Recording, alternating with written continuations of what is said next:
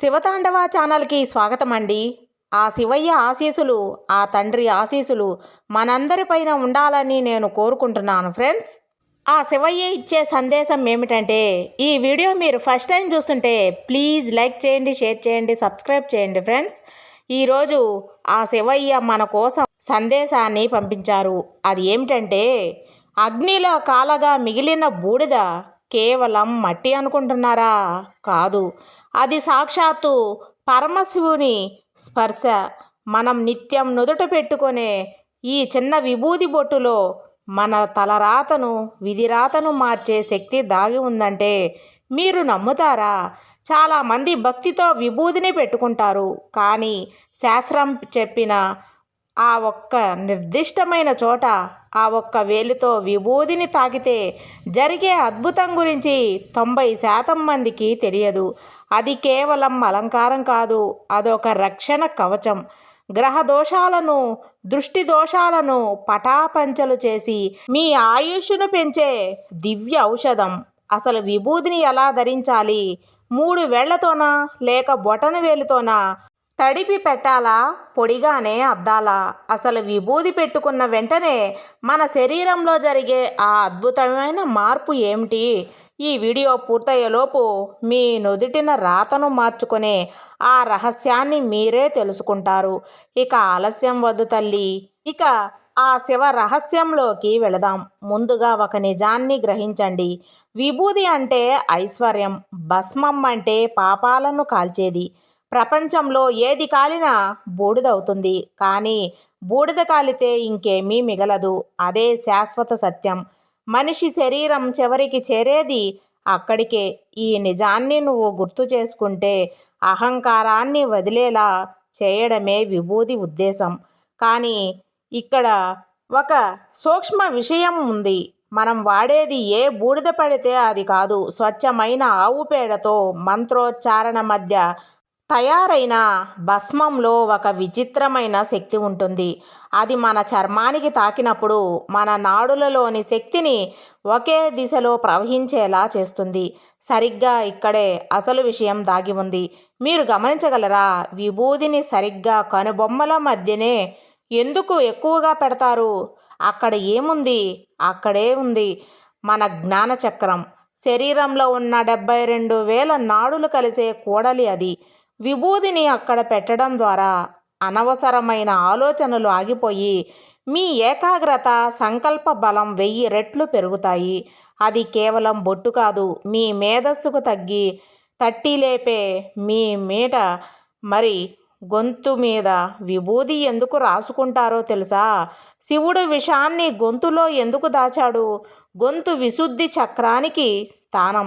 మనం మాట్లాడే మాటలే మన శక్తి. గొంతుపై విభూది ధరిస్తే అది మన వాక్కును శుద్ధి చేస్తుంది. నోటి నుండి వచ్చే మాట ఎదుటివారికి శాపంలా కాకూడదు, ఆశీర్వాదంలా మారుతుంది. మీ మాటకు విలువ పెరగాలంటే గొంతుపై విభూది తప్పనిసరి. భయం, ఆందోళన, గుండె దడ, వీటిని క్షణాల్లో తగ్గించే శక్తి విభూదికి ఉంది, ఖచ్చితంగా ఉంది.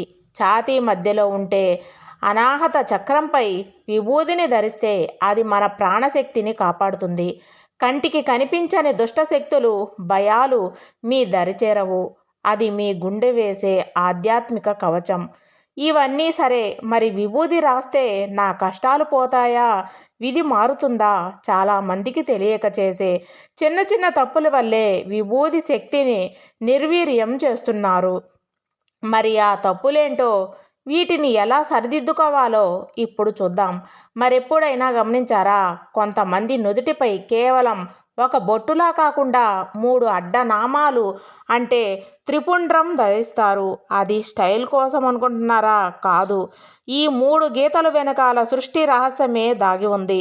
మొదటి గీత అహంకారాన్ని, రెండవ గీత కర్మను, మూడవ గీత మాయను కాల్చివేస్తుంది. అంతేకాదు, ఈ 3 గీతలు సాక్షాత్తు ఋగ్వేదం, యజుర్వేదం, సామవేదాలకు ప్రతీకలు. అంటే మీరు నుదుటిపై 3 గీతలలో విభూదిని ధరిస్తే సమస్త వేదాల సారం మీ మస్తిష్కంలోని చేరినట్టే. సాక్షాత్తు త్రిమూర్తులు నీ నుదుట కొలువై ఉన్నట్టే. అందుకే పెద్దలంటారు, విభూది లేని నుదురు, దీపం లేని ఇల్లు ఒకటే అని. అయితే ఇక్కడో పెద్ద హెచ్చరిక. మీరు విభూదిని ఏ వేలితో తీసుకుంటున్నారో పొరపాటున కూడా చూపుడు వేలు వాడకూడదు. ఎందుకో తెలుసా? చూపుడు వేలు అహంకారానికి గుర్తు.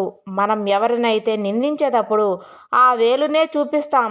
ఆ వేలుతో పవిత్రమైన భస్మాన్ని తాకితే మీలోని అహంకారం పెరిగి ఉన్న పుణ్యం కూడా పోతుంది. మరి ఏ వేలు వాడాలి? మీకు మనశ్శాంతి కావాలంటే ఉంగరపు వేలు వాడండి. ఆయుష్ పెరగాలంటే మధ్య వేలు వాడండి. ఆరోగ్యం కావాలంటే బొటన వేలు వాడండి. ఈ చిన్న మార్పు మీ జీవితంలో ఎంత పెద్ద పాజిటివ్ వైబ్రేషన్ తీసుకువస్తుందో మీరే గమనిస్తారు. మరో ఆసక్తికరమైన సందేహం చాలా మందికి ఉంటుంది. విభూదిని నీళ్లతో తడిపి పెట్టవాలా? లేక పొడిగానే పెట్టుకోవాలా? దీనికి శాస్త్రం ఒక స్పష్టమైన సమాధానం ఇచ్చింది. ఉదయం స్నానం చేసిన వెంటనే పెట్టుకునేటప్పుడు విభూదిని కొంచెం నీటితో తడిపి పేస్ట్లా చేసి పెట్టుకోవాలి. దీనివల్ల అది చర్మానికి గట్టిగా పట్టుకొని శరీరంలోని వేడిని లాగేస్తుంది. కానీ సాయంత్రం వేళ లేదా పడుకునే ముందు మాత్రం పొడి విభూదిని మాత్రమే ఉపయోగించాలి. అది రాత్రిపూట మన చుట్టూ తిరిగే నెగిటివ్ ఎనర్జీ నుండి మనల్ని కాపాడుతుంది. నిద్రలో పీడకలు రాకుండా ఉండాలంటే పడుకునే ముందు పొడి విభూదిని నుదిటిన రాసుకోవడం వల్ల ప్రశాంతమైన నిద్ర మీ సొంతమవుతుంది. ఇప్పుడు కాస్త సైన్స్ గురించి మాట్లాడుకుందాం. విభూదికి సెల్ ఫోన్ టవర్కి ఒక పోలిక ఉంది. ఆశ్చర్యంగా ఉంది. అవును, నిజమే. విభూదికి గ్రహించే చాలా శక్తి ఎక్కువగా ఉంది. మీరు గుడికి వెళ్ళినప్పుడు అక్కడ జరిగే మంత్రోచ్చారణ, గంటల శబ్దం, దైవశక్తి ఇవన్నీ అక్కడ ఉండే విభూదిలో నిక్షిప్తమై ఉంటాయి.